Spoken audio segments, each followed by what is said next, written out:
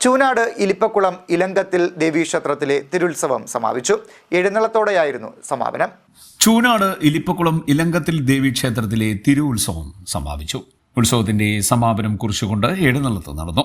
താലപ്പൊലി, മുത്തുകുടകൾ, വാദ്യമേളങ്ങൾ, നിശ്ചല ദൃശ്യങ്ങൾ എന്നിവയുടെ അകമ്പടിയോടുകൂടിയാണ് എഴുന്നള്ളത്ത് ഘോഷയാത്ര നടന്നത്.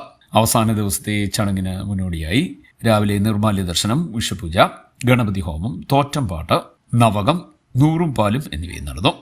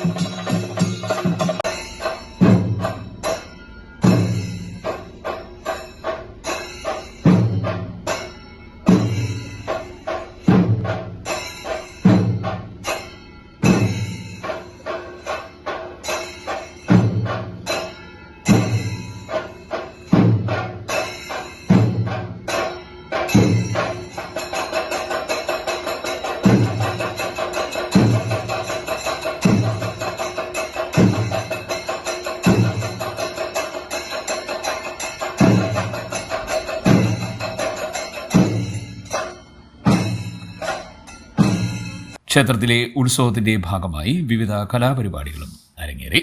ക്ഷേത്ര ഭരണസമിതി ഭാരവാഹികൾ നേതൃത്വം നൽകി. നിരവധി ഭക്തജനങ്ങൾ പങ്കെടുത്തു. CDNet news, Kayamkulam.